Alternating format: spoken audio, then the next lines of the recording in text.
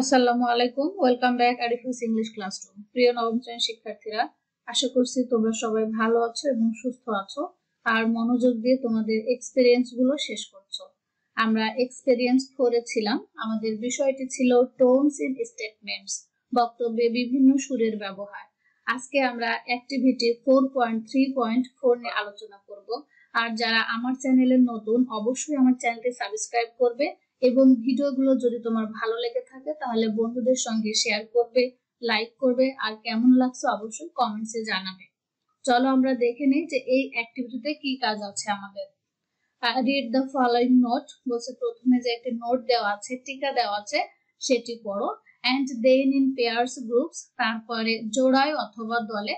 So তোমাদের তাহলে দলীয় কাজও হতে পারে, আবার জোড়ায় কাজও হতে পারে। শিক্ষক তোমাদের ক্লাসে যেটি করাবেন তোমরা সেটিই করবে। Explain how the author's feelings and emotions are hidden in the text through words. শব্দগুলোর মাধ্যমে এই পাঠটিতে কিভাবে লেখক তার অনুভূতি এবং আবেগগুলো প্রকাশ করেছেন সেটি লুকায়িত আছে, ব্যাখ্যা করো। হিডেন মানে হচ্ছে লুকায়িত থাকা। ফাইনালি সবশেষে share your findings in the class, এবং তুমি যেটা খুঁজে পেয়েছো সেটি তোমার শ্রেণীতে শেয়ার করো।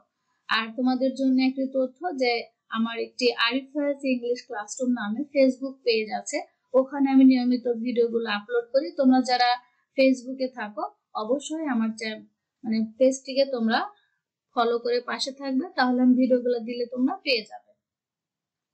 অ্যাকচুয়ালি তোমাদের এই সেকশনের কাজটি হচ্ছে, আমরা আগে যে একটি বিখ্যাত উপন্যাস পড়েছিলাম প্রাইড এন্ড প্রিজুডাইস, সেখানে মিস্টার কলিন্সের যে চরিত্র বর্ণনা করা হয়েছিল, এখানে মিস্টার কলিন্সকে কিছু শব্দ এবং ফ্রেজ ব্যবহার করে তার চরিত্রটা বর্ণনা করা হয়েছিল। এখন তোমাকে এখানে খুঁজে বের করতে হবে যে শব্দগুলো দিয়ে কি বোঝানো হয়েছে, অ্যাকচুয়ালি টোনসটা কি ছিল। আমরা ফার্স্টে টেক্সটটা পড়বো, এরপরে কিছু অ্যান্সার আছে, কোশ্চেন আছে, সেগুলো আমরা দেখব। How the author's use of tones are reflected in the text, সে কিভাবে লেখক সুর ব্যবহার করেছেন আর সেটি এই টেক্সটে প্রতিফলিত হয়েছে। রিফ্লেক্টেড মানে প্রতিফলিত হওয়া। The author's attitude and feelings towards Mr. Collins are characterized by a mixture of irony, criticism, and perhaps a touch of amusement. লেখক যে মিস্টার কলিন্স সম্পর্কে একটা মিশ্র বিদ্রূপ, সমালোচনা, সম্ভবত স্পর্শ, বিনোদনের স্পর্শ দিয়ে লেখকের যে দৃষ্টিভঙ্গি এবং অনুভূতিগুলো মিস্টার কলিন্সকে দিকে প্রকাশিত করেছেন বা তার চরিত্রটা তুলে ধরেছেন।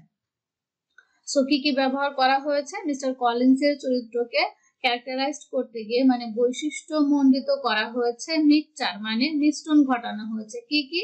আইরনি, আইরনি মানে হচ্ছে কাউকে বিদ্রূপ করা। ক্রিটিসিজম মানে সমালোচনা, এবং কি ছিল? টাচ অফ অ্যামিউজমেন্ট মানে বিনোদনের স্পর্শ ছিল। সো এই লাইনের মাধ্যমে তোমরা বুঝতে পারছো যে লেখক যখন মিস্টার কলিন্সের চরিত্রটি আমাদের সামনে তুলে ধরেছেন বা বর্ণনা করেছেন, তখন তিনি কিছু শব্দের এখানে একসঙ্গে মিশ্রণ ঘটিয়েছেন। সেটা কি কি ছিল? বিদ্রূপ করেছেন, তার সমালোচনা করেছেন, এবং এর মাধ্যমে কিন্তু তাকে আবার লেখকের সামনে একটা বিনোদনের উৎস হিসেবে বর্ণনা করেছেন। সো কিভাবে করেছেন সেটি আমরা দেখি। The author uses language that conveys a negative and mockery perspective on Mr. Collins' character, upbringing and education. Mr. Collins এর চরিত্রের যে বেড়ে ওঠা, মানে তিনি ছোটবেলা থেকে বেড়ে উঠেছেন এবং তার শিক্ষা, এই সব কিছু তিনি যে ভাষাটি ব্যবহার করেছেন সেটি প্রকাশ করেছে নেতিবাচক দিক, এবং সেই সাথে যে উপহাস করার দৃষ্টিভঙ্গি ছিল সেটিও প্রকাশিত হয়েছে। সো অথর এখানে কোন ল্যাঙ্গুয়েজটি ব্যবহার করেছে? কনভেজ মানে প্রকাশ করেছেন, নেগেটিভ নেতিবাচক, মোকিং মানে উপহাস করা, পার্সপেক্টিভ মানে দৃষ্টিকোণ। সো তিনি যে লেখক হচ্ছে মিস্টার কলিন্স এর চরিত্রটি এখানে প্রকাশ করতে চেয়েছেন, তার মাঝে কিন্তু উপহাস যে দৃষ্টিকোণ ছিল সেটিও ছিল, এবং তাকে কিন্তু নেগেটিভ বা নেতিবাচক ভাবে প্রকাশ করা হয়েছে।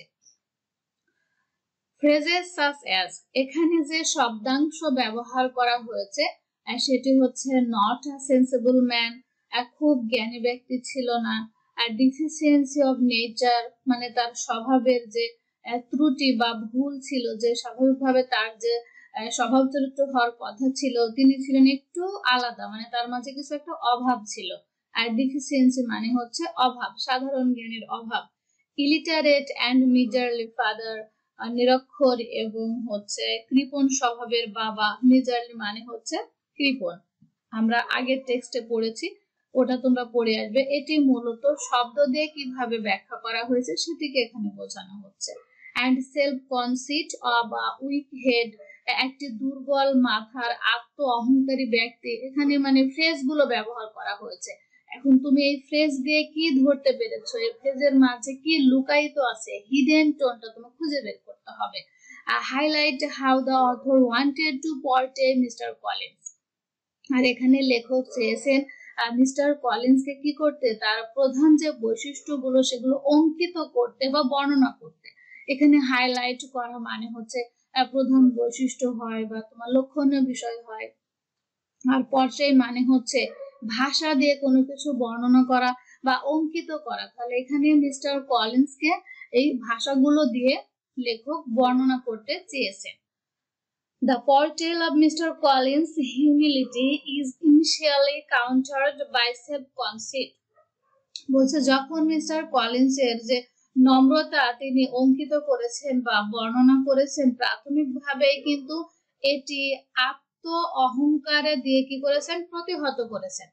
যখন আমরা দেখি যে মিস্টার কলিন্সের যে বাবার কাছ থেকে শিক্ষাটা গ্রহণ করেছিল এটা কিন্তু নম্রতাই ছিল, কিন্তু পরে আমরা কি দেখলাম সেটা কিন্তু আত্ম অহংকারে পরিণত হয়েছে। সো এখানে এটাই বলা হচ্ছে যে প্রাথমিকভাবে সেটা নম্রতা ছিল, বাট পরে সেটি সেলফ কনসিটে প্রতিহত করা হয়েছে, মানে সেখানে দেখানো হয়েছে। And his association with Lady Catherine de Bourgh is shown with irony. এবং এখানে যে লেডি ক্যাথরিন ভদ্র মহিলা ছিলেন তার সঙ্গে যে সম্পর্ক বা তার সঙ্গে যে মেলামেশা, এটা কিন্তু আবার দেখানো হয়েছে বিদ্রূপ আকারে। সো আইরনি মানে বিদ্রূপ, আর অ্যাসোসিয়েশন মানে হচ্ছে মিল বা তার সঙ্গে যে একটা সম্পর্ক ছিল তার, সেটিকে দেখানো হয়েছে বিদ্রূপ আকারে। While the text remains primarily a mockery, যেহেতু প্রাথমিকভাবে আমরা যখন পড়ছিলাম তখন কিন্তু এটা একটা কি ছিল, উপহাস ছিল। মোকারি মানে হচ্ছে উপহাস। There's an underlying layer of amusement in the portrayal of Mr. Collins. So সেখানে মিস্টার কলিন্সকে কি করা হয়েছে, তার যে চরিত্রটা অঙ্কিত করা হয়েছে সেটি কিন্তু অন্তর্নিহিত যে একটা বিনোদনের স্তর থাকে সেটি কিন্তু দেখানো হয়েছে। অ্যাকচুয়ালি এই পার্টটি হচ্ছে তোমাদের উপরে দেখে আসে আমি একটু তোমাদের, এই যে আমাদের লেখক জেন অস্টিনের যে প্রাইড এন্ড প্রিজুডাইস বিখ্যাত উপন্যাস ছিল, সেটি একটা চরিত্র মিস্টার কলিন্স ছিল, এখানে বর্ণনা করেছিলেন লেখক। এই বর্ণনাটা তোমাদের এখন জিজ্ঞেস করা হচ্ছে যে এই শব্দের মাধ্যমে লেখক কি বোঝাতে চেয়েছেন, তার চরিত্রটা কেমন করে তিনি আমাদের সামনে ফুটিয়ে তুলেছেন। এখন তোমাদের এই যে শব্দগুলো আছে এর মাঝে তিনি কি দেখতে পেয়েছেন বা তোমাদের কি বোঝানো হয়েছে, এটা অ্যাকচুয়ালি দেখার বিষয়। সো এখানে কিছু কোশ্চেন আছে যেগুলো আমরা একটু দেখে নিই। So what specific words or phrases did the author use to describe the character of Mr. Collins? Mister কলিন্সকে চরিত্র বর্ণনা করতে যে লেখক এখানে কোন ধরনের ফ্রেজ বা শব্দ ব্যবহার করেছে তোমরা ইজিলি পেরে যাবে। আমরা দেখে আসলাম এই যে এই শব্দগুলো, not a sensible man, ডিফিসিয়েন্স of nature. এখন বলছে দেখো, how did the author use those words or phrases to describe Mr. Collins' character? Author কিভাবে মিস্টার কলিন্সের চরিত্র বর্ণনা করতে গেলে এই শব্দগুলো ব্যবহার করেছেন। How does the author's language affect your idea of Mr. Collins' character? Mister কলিন্সের চরিত্র বর্ণনা করতে যে শব্দগুলো বা ভাষা কবি ব্যবহার করেছেন এটা তোমাকে কিভাবে প্রভাবান্বিত করে। What emotions did you experience while reading the text? এই টেক্সট যখন তুমি পড়ছো তখন তোমার মাঝে কোন ধরনের অভিজ্ঞতা বা ইমোশন বা আবেগগুলো তুমি এক্সপেরিয়েন্স হয়েছে, তোমার অভিজ্ঞতা হয়েছে। এটি কি পজিটিভ মানে হ্যাঁ বোধক, নেগেটিভ না বোধক, নিউট্রাল মানে কোনোটাই নয় হ্যাঁ অথবা না, অথবা হতে পারে সার্কাস্টিক। এখানে সার্কাস্টিক মানে হচ্ছে তোমার ব্যঙ্গাত্মক। ব্যঙ্গাত্মক মানে আমরা সবাই জানি যে কাউকে ব্যঙ্গ করে কিছু বলা, কিন্তু তার মাঝে আবার কি থাকে, উইট থাকে, রসিকতা থাকে, অ্যামিউজমেন্ট থাকে, মানে বিনোদন থাকে। Did the tone of the text change at any point? If yes, describe it. যে তুমি যখন এটি পড়ছিলে টেক্সটে, তখন কি তোমার মনে হয়েছে যে এখানে কোনো কিছু টোন, সুরের পরিবর্তন হয়েছে? যদি হয়ে থাকে সেটি কি? তোমরা জানো যে হ্যাঁ, এখানে সুরের পরিবর্তন ছিল, যে বলা হচ্ছে যে প্রাথমিকভাবে প্রথম দিকে যখন আমরা মিস্টার কলিন্সের চরিত্র পড়ছিলাম, তখন কিন্তু তাকে মনে হয়েছিল যে সে হচ্ছে নম্র, ভদ্র। তখন আমরা সেখানে কিন্তু একটি আবার কি দেখলাম, মোকারি দেখলাম, যে তাকে উপহাস করা হচ্ছিল। পরে আবার দেখলাম যে তার মাধ্যমে আমাদের কি হচ্ছে, বিনোদনের একটা উৎসে তিনি পরিণত হচ্ছেন। সো এখানে একটা চেঞ্জ আছে। আমরা অ্যান্সার গুলো চলো দেখে নিই। What specific words or phrases did the author use to describe the character of Mr. Collins? Mister Collins এর চরিত্রগুলো বর্ণনা করার জন্য নির্দিষ্ট যে শব্দ বা ফ্রেজগুলো ব্যবহার করা হয়েছিল সেগুলো কি? তোমরা একটা বিষয় খেয়াল রাখবে যে টেক্সট যখন পড়বে তখন তোমরা এর প্রত্যেকটা অর্থের বাংলা মিনিং করে অর্থটা বোঝার চেষ্টা করবে, তাহলে পরবর্তী সময়ে তুমি নিজেই কিন্তু অন্যান্য টেক্সটগুলো বর্ণনা করতে পারবে।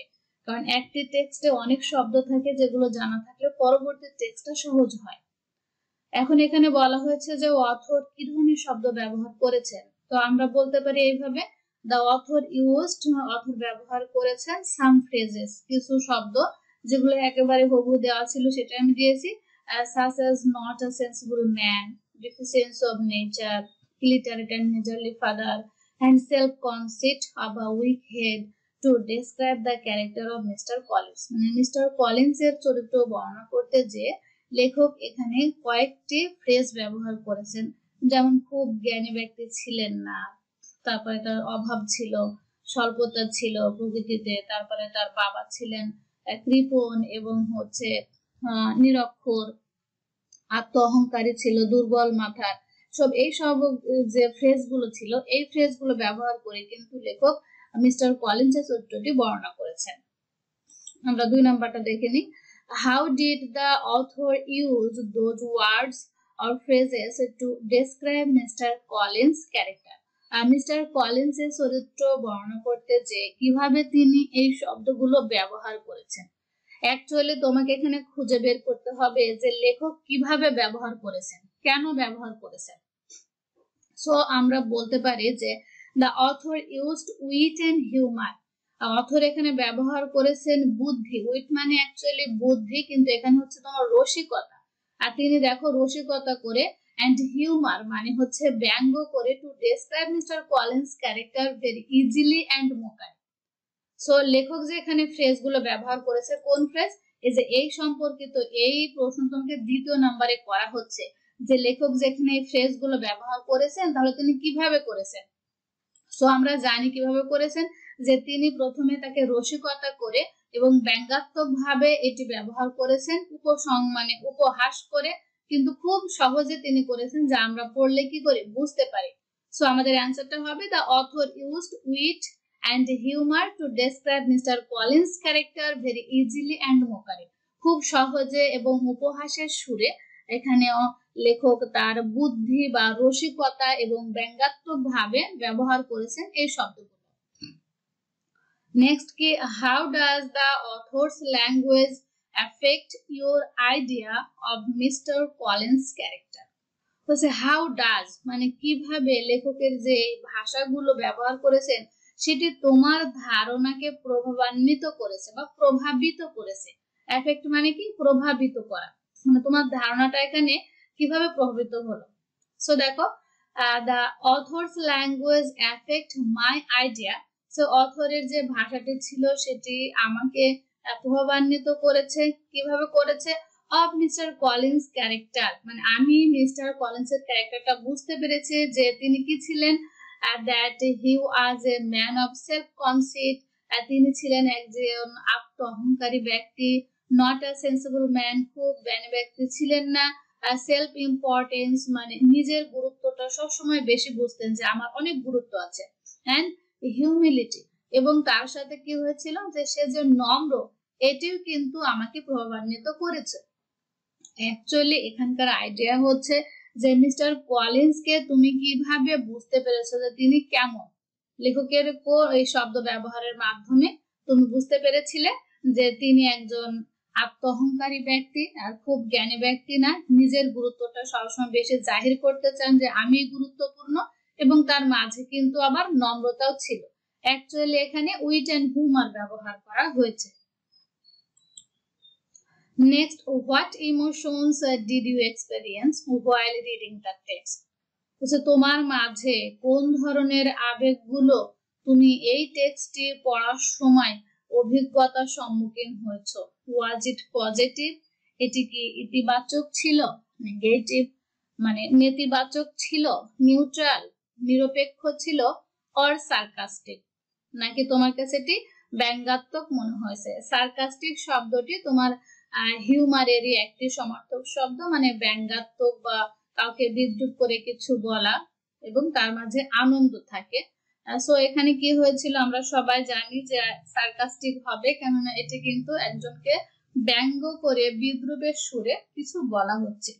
সো আই এক্সপেরিয়েন্সড, সুতরাং আমার অভিজ্ঞতা হয়েছিল সার্কাস্টিক টোন, মানে একটি ব্যঙ্গাত্মক সুর আমি খুঁজে পেয়েছিলাম while reading the text, যখন আমি ওই টেক্সটটি পড়ছিলাম। সো নেক্সট দেখো আরেকটি কোশ্চেন আছে, did the tone of the text change at any point? বলছে তোমরা যখন এই পাঠটি পড়ছিলে তখন কি খেয়াল করেছো যে সেখানে কোনো একটা সুরের পরিবর্তন ছিল? if yes, যদি হ্যাঁ হয় describe it, তাহলে এটি বর্ণনা করো। yes, এখানে একটা সুরের পরিবর্তন ছিল। কি ছিল? the tone of the text changed, এই টেক্সটের যে সুরটা ছিল সেটি কিন্তু পরিবর্তন হয়ে গেছে। কেননা তোমরা সবাই জানো ফার্স্টে তাকে কি করা হয়েছিল, উপহাসের সুরে তাকে বলা হচ্ছিল, কিন্তু গ্র্যাজুয়ালি শেষে আবার সে বিনোদনের মাধ্যমে পরিণত হয়েছিল।